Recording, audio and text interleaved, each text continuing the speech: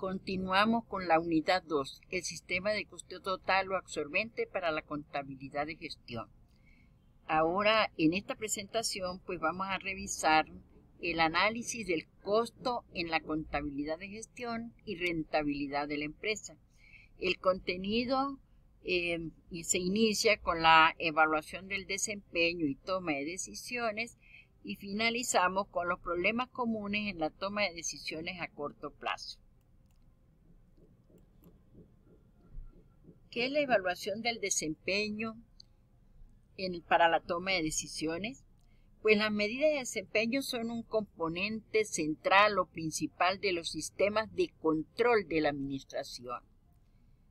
Para tomar buenas decisiones de planificación y control, es conveniente conocer la información de las distintas subunidades de la organización y para ser eficientes se debe motivar a los gerentes y a los empleados para que se esfuercen en lograr las metas desde la misma.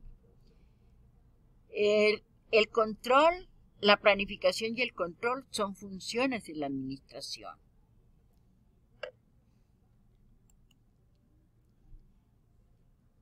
Ahora, estudiamos los indicadores de rentabilidad. Los indicadores de rentabilidad pueden ser no financieros y financieros. Los indicadores no financieros miden los cambios fundamentales que realiza una empresa u organización, los cuales a lo mejor aparecen en las utilidades de corto plazo. Pero grandes mejoras en las medidas no financieras conllevan a la posibilidad de crear valor económico a largo plazo. Estos indicadores no financieros pueden ser cuantitativos y cualitativos. Y podemos observar acá algunas de las medidas o de indicadores no financieros en este listado y que las podremos luego clasificar. Ahora, también tenemos los indicadores financieros y tanto los indicadores no financieros como los financieros se obtienen tanto de la información de la empresa como de la información externa a la empresa. Todos estos indicadores se resumen en un informe conocido como tablero de mando. Y el tablero de mando no es más que una herramienta donde se reúnen precisamente todos los indicadores financieros y no financieros para poner en práctica la estrategia. Sabemos que la estrategia describe la forma en que una organización ajusta sus propias capacidades para aprovechar las oportunidades del mercado y así lograr los objetivos globales que ella se propone. En los indicadores financieros de rentabilidad tenemos dos tipos. La rentabilidad, o sea, el indicador de rentabilidad sobre la utilidad y indicadores de rentabilidad que muestran la relación sobre la inversión. Los indicadores sobre la utilidad o indicadores de utilidad son sobre la utilidad bruta, que viene a ser utilidad bruta entre ingresos por ventas, y el indicador de utilidad neta sobre ingresos, que va a ser la utilidad neta en ventas sobre los ingresos por ventas. El ROI, o sea, el indicador sobre la inversión, que viene a ser el ROI, es un método que forma parte de la relación o del método DuPont de análisis de rentabilidad. Ahora, el indicador de utilidad bruta se obtiene O sea, la utilidad bruta sabemos que son los ingresos por ventas menos el costo de producción y ventas, o el costo de los artículos terminados vendidos. Y la utilidad neta es la diferencia entre la utilidad bruta y los gastos de operación. Esa es la, o sea, para repasar lo que representa la utilidad bruta y la utilidad neta. Y acá pues tenemos la fórmula. Con el estado de resultado convencional o tradicional vamos a utilizar o vamos a aplicar las fórmulas. Entonces tenemos acá que el indicador de utilidad bruta con los datos de ese estado de resultados vamos a tener la utilidad bruta en ventas entre los ingresos por ventas por 100. Y el indicador de utilidad neta va a ser esa utilidad neta del ejercicio entre los ingresos por ventas por 100. Pero estos indicadores los debemos comparar con alguna medida y podría ser el indicador de utilidad bruta, lo podemos comparar con, por ejemplo, con un 24%, que es la media de la industria, y eso nos indica que la empresa es eficiente en cuanto a producción, porque lo que mide este margen o indicador de utilidad bruta es la eficiencia de las operaciones y también cómo han sido fijados los precios de los productos.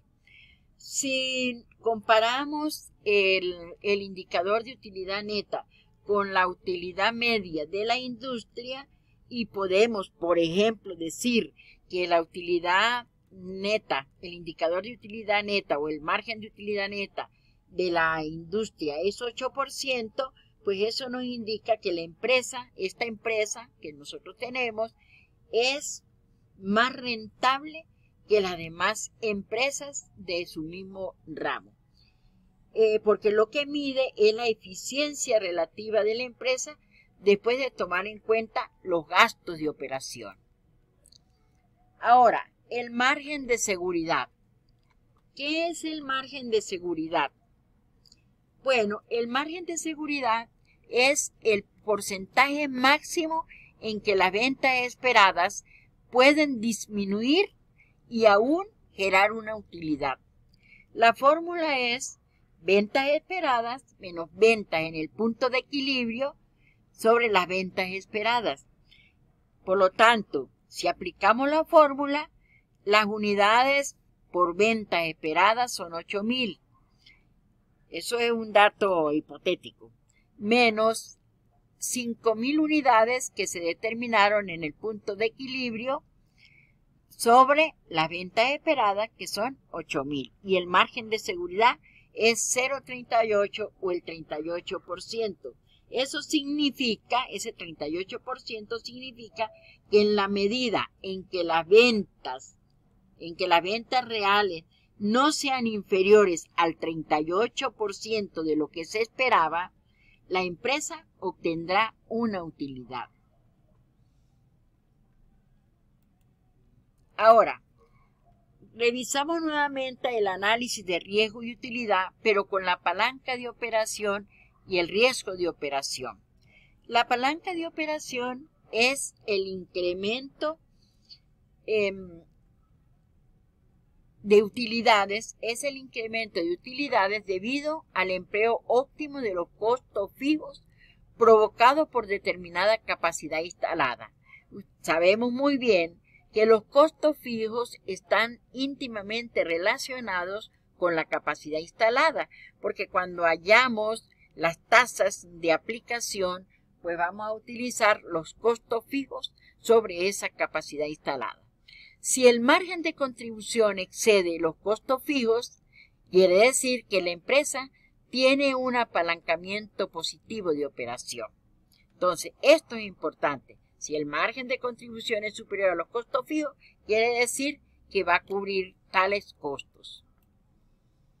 La fórmula para calcular la palanca de operación y la palanca financiera son las que mostramos acá, siempre vinculadas con la utilidad en operación y los cambios en las ventas, la utilidad antes de impuesto con el porcentaje de cambio en la utilidad de operación y el efecto combinado, que es el efecto de la palanca de operación por el efecto de la palanca financiera. Acá tenemos un estado de resultados por la técnica del margen de contribución, porque ahí ya vemos que las ventas menos los costos variables obtenemos margen de contribución, menos los costos fijos nos da la utilidad neta antes de impuestos y reparto de utilidades. Al repartir o al rebajar el impuesto sobre la renta nos da la utilidad neta. Entonces, si aplicamos las fórmulas, el efecto de la palanca de operación es 3%, que significa que por cada 1% que suban o bajen las ventas, se afecta en 3 puntos la utilidad de operación. El efecto de la palanca financiera es un 4%, que igualmente, si por cada 1% que suban o bajen las utilidades de operación, se afecta en 4 puntos la utilidad antes de impuestos y reparto de utilidades. Y el efecto combinado es un 12%, que significa que por cada 1% que bajen o suban las ventas, el efecto en las utilidades antes de impuestos será de 12 puntos. Ahora tenemos acá el análisis de sensibilidad e incertidumbre a partir del modelo costo-volumen-utilidad para la toma de decisiones. Bueno, el análisis de sensibilidad es una técnica gerencial que nos permite hacernos preguntas. ¿Qué pasaría si hago tal cosa o hago la otra? O sea, ¿qué cambios tendré en los resultados si no se logran los propósitos originales o si se cambia una suposición fundamental? Por ejemplo, ¿cuál será la utilidad de operación si las unidades vendidas disminuyen en un 5% respecto del pronóstico original? ¿O cuál será la utilidad de operación si los costos variables por unidad aumentan en 10%? Y el análisis marginal es el análisis marginal en la toma de decisiones a corto plazo consiste en que el análisis de datos por el método de costeo total, fusionando los datos relevantes e irrelevantes, provocan errores al tomar decisiones para determinar la situación actual y las situaciones y manejo de datos que se deben estructurar o que deben surgir en el futuro, de tal manera que se pueden analizar mediante el sistema incremental o marginal, es decir, que solo deben preocupar los costos e ingresos que sean afectados por la decisión que se piensa tomar. Y luego tenemos los problemas comunes en la toma de decisiones a partir de datos relevantes. Y aquí vemos cuáles son todos esos problemas. Pero existen modelos generalmente utilizados para preparar el informe que se presenta a la gerencia en la selección e implementación de uno de estos problemas, como son el formato de costo total, el formato de costo diferencial y el formato de costos de oportunidad. Bueno, finalmente presento acá algunas referencias adicionales a las que se encuentran en la plataforma referidas a la unidad 2.